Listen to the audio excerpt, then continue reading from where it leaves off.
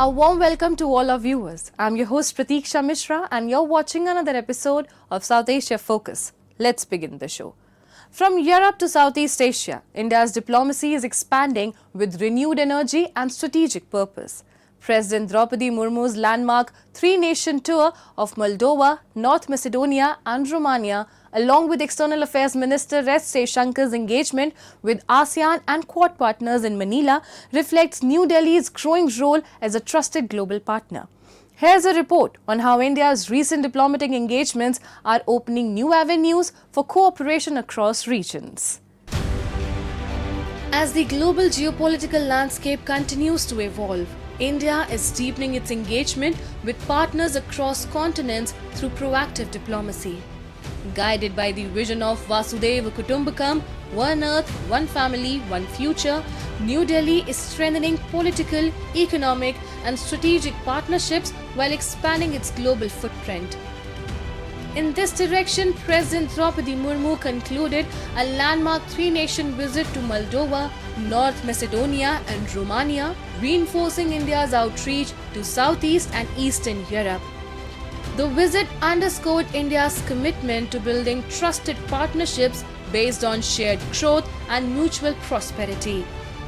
The tour began in Moldova, where President Murmu became the first Indian president to visit the country.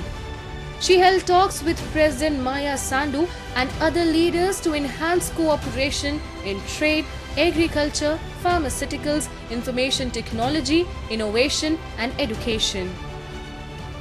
She also addressed the India-Moldova Business Forum, met the India-Moldova Parliamentary Friendship Group and interacted with the Indian diaspora, strengthening both economic and people-to-people ties. India today is among the fastest growing major economies, driven by entrepreneurship, digital transformation, manufacturing excellence and a young, skilled workforce. At the same time, Moldova has a reform-oriented outlook, strategic location, talented human capital and growing integration with European markets, which makes it an important destination for Indian businesses. In a world of tariff uncertainty, producing inside the European economic space is the best insurance policy, and Moldova is one of the most agile doors into that space. The India-EU Free Trade Agreement brings together markets of around 2 billion people. Moldova's European path places us directly within this new economic geography. Together with President Murmu, we have set the goal to increase our bilateral trade over the next few years. This forum is an important step in that direction. The sectors represented in this room match Moldova's priorities closely. The next stop was North Macedonia, marking the first ever visit by an Indian head of state. President Droupadi Murmu held talks with President Gordana Siljanovska-Dovoka and other senior leaders to deepen cooperation in agriculture, pharmaceuticals, science and technology, and digital innovation. These are the three global initiatives that India has taken: International Solar Alliance, International Biofuel Alliance, and also the CDRI. Each has a focus area. And what we are looking at is, with the partners countries, with our member countries, we are working towards developing technology and also technology transfer, capacity building. In Romania, President Murmu's visit marked the first by an Indian president in over 3 decades.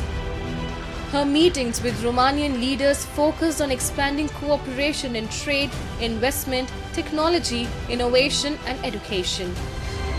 She also interacted with business leaders and the Indian diaspora, reinforcing India's growing engagement with the region. Extending India's diplomatic outreach, India's External Affairs Minister Dr. S. Jaishankar held high-level meetings in Manila with Quad partners in ASEAN member states. His discussions focused on trade, digital innovation, connectivity and a free, open and inclusive Indo-Pacific, reaffirming India's commitment to its Act East policy.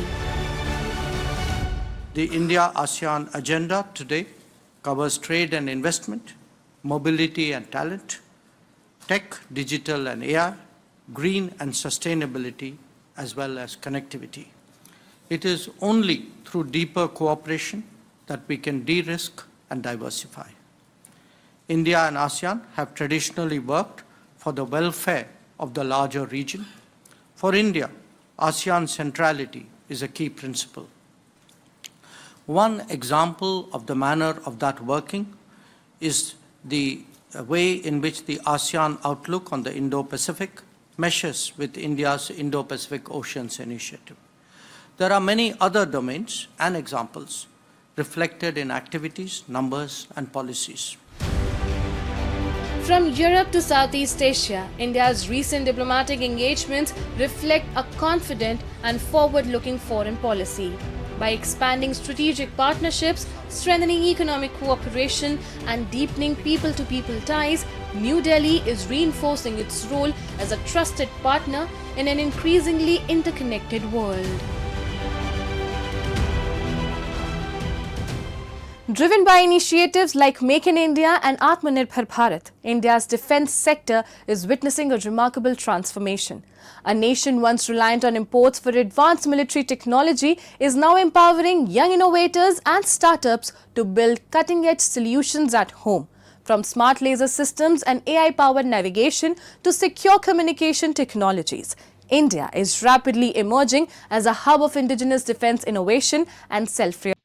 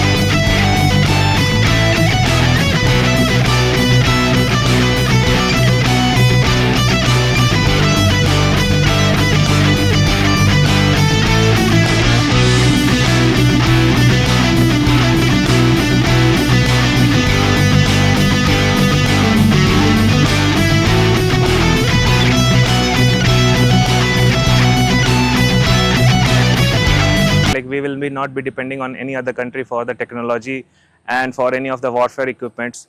So this will be making us a self-reliant.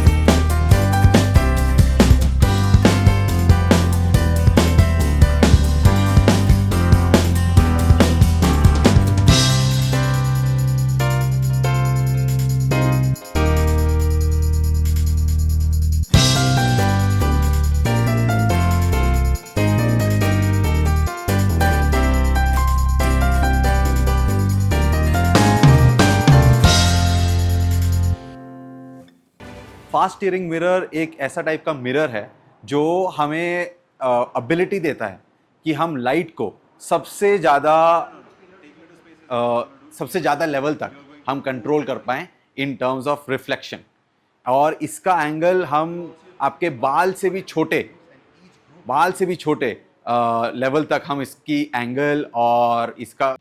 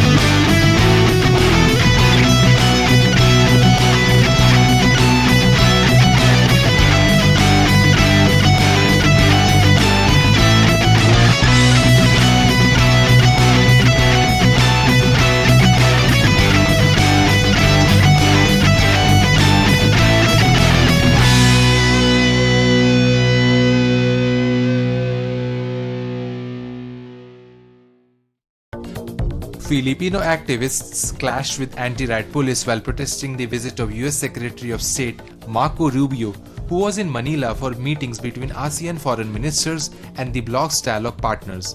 Activists were prevented from approaching the venue where the meetings were being held. The protesters called on the United States to end its involvement in regional conflicts and accused Washington of fueling tensions in the Asia-Pacific region. Yamaha Motor secured second place at the 2026 motorbike race held at the Suzuka circuit in Japan. The prestigious event challenges riders to race continuously for 8 hours, covering approximately 1200 kilometers. It is regarded as one of the world's premier endurance motorcycle races and feature many of the world's top riders. Yamaha Motor fielded 2 teams in this year's race. The Yamaha factory racing team included MotoGP riders, marking the event a valuable opportunity to gather engineering feedback and further develop its motorcycles with input from world-class champions. To support and cheer on its teams, Yamaha Motor dispatched 560 employees to the event, including more than 260 newly recruited employees. Yamaha Motor's relentless challenge earned it the runner-up title at the 2026 Endurance Motorbike Race. The experience inspired employees and will help drive Yamaha Motor's future innovation. Russian President Vladimir Putin held talks with North Korean Foreign Minister and conveyed his regards to North Korean leader Kim Jong-un and expressed gratitude to the country's leadership and people for their support in the Ukraine conflict. Moscow and Pyongyang have grown closer in recent years through military cooperation linked to Russia's war in Ukraine, drawing scrutiny from the United States and South Korea. Moving on. Flash floods have wreaked havoc in northeastern Afghanistan, leaving a trail of destruction in the mountainous province of Nuristan. Torrential rains triggered sudden flooding that swept away homes, hotels and infrastructure, killing at least 20 people, while more than 100 remain missing. Authorities fear the death toll could rise significantly as rescue efforts continue in difficult terrain. The disaster once again highlights Afghanistan's growing vulnerability to extreme weather events worsened by climate change, deforestation and fragile infrastructure. Afghanistan remains one of the world's most disaster-prone countries, facing frequent floods, landslides, and extreme weather events that continue to claim lives and damage communities. The latest tragedy unfolded in the northeastern province of Nuristan, where torrential rains triggered a devastating flash flood. The flood struck Parun, the provincial capital, causing widespread destruction. According to the Taliban's National Disaster Management Authority, at least 20 people have been confirmed dead, around 80 were injured, and more than 100 remain missing.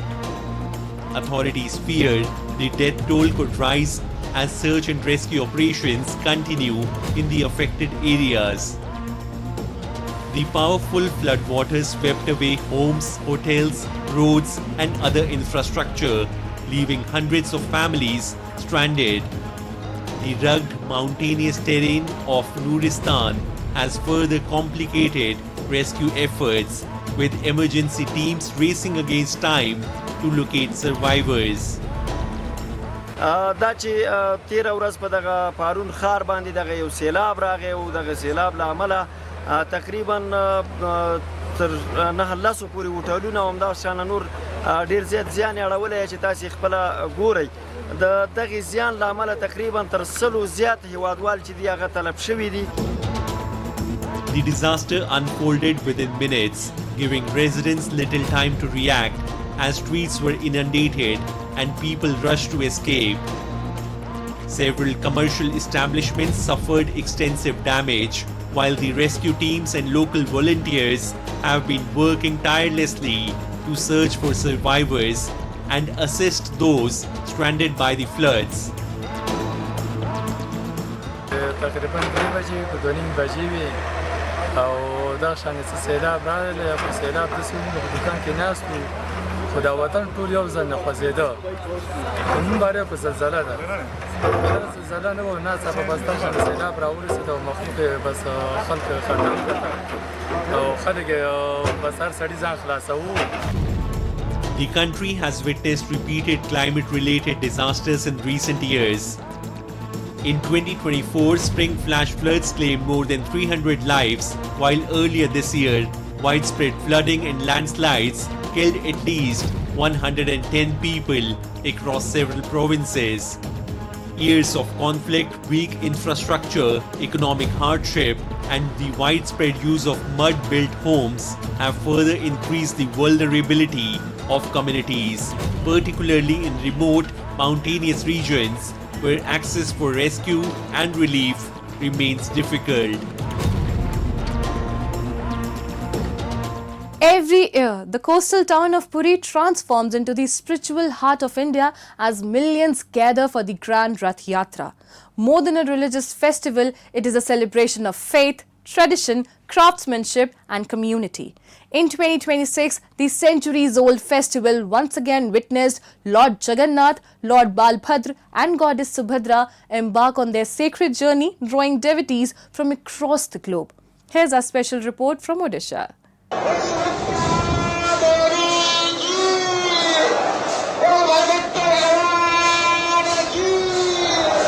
As the sound of conch shells echoed through Puri and chants of Jai Jagannath filled the air, 3 majestic wooden chariots rolled onto the grand road. Thousands of hands pulled the sacred ropes, united by devotion and hope. Unlike most temples where devotees visit the deity, Rath Yatra is unique because Lord Jagannath himself comes out to meet the people. The annual journey from the Jagannath temple to the Gundicha temple represents accessibility, equality and compassion. Months before the festival begins, skilled artisans start building the chariots from specially selected wood. Every year, new chariots are constructed following centuries-old measurements and traditions preserved through generations.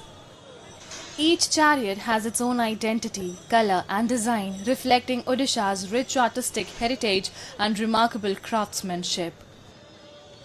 हर कोई wait कर रहा है उनका एक झलक देखने के लिए और ये मतलब कह सकते हैं कि इतनी जोरदार बारिश के बावजूद हर कोई टिका हुआ है अपने जगह पे, कोई हिलना नहीं चाह रहा है, तो उनकी महिमा ही अलग है. साल में एक बार हर कोई देखने के लिए बेचैन रहता है कि एक बार जस्ट उनकी झलक दिख जाए इस रथ पे बैठे हुए Jagannath ji. I'm excited about it. That's why I came here. I wanted to see this whole procession coming down the road and people excited about it and just the excitement of it. While the vibrant procession captures global attention, Rath Yatra also reflects the values of service and community participation. Thousands of volunteers, police personnel, medical teams, sanitation workers and local residents work together to ensure the smooth conduct of one of the world's largest religious gatherings. It is a remarkable example of how faith and civic coordination come together on an extraordinary scale. As the chariots slowly move through Puri's historic Grand Road, they carry centuries of tradition, timeless devotion and the hopes of millions. Rath Yatra is not simply a procession, it is a living heritage that continues to inspire people across cultures and continents.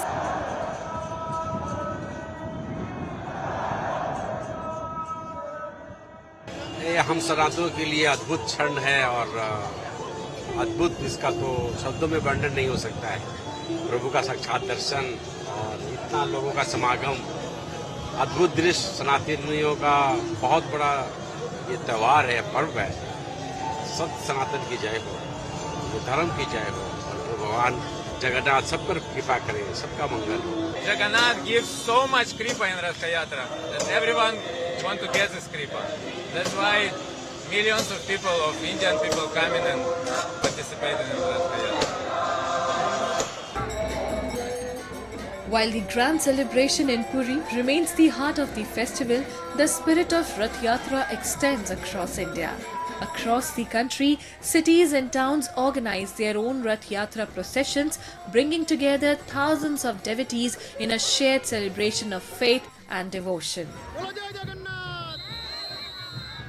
From large temple processions to community-led celebrations, the festival reflects a shared tradition that connects people across regions, languages and cultures, making Rath Yatra a truly pan-India celebration of faith and devotion. From Puri, the journey of faith continues to inspire the world. And with that, we come to the end of this week's episode. See you next week. Till then, goodbye and take care.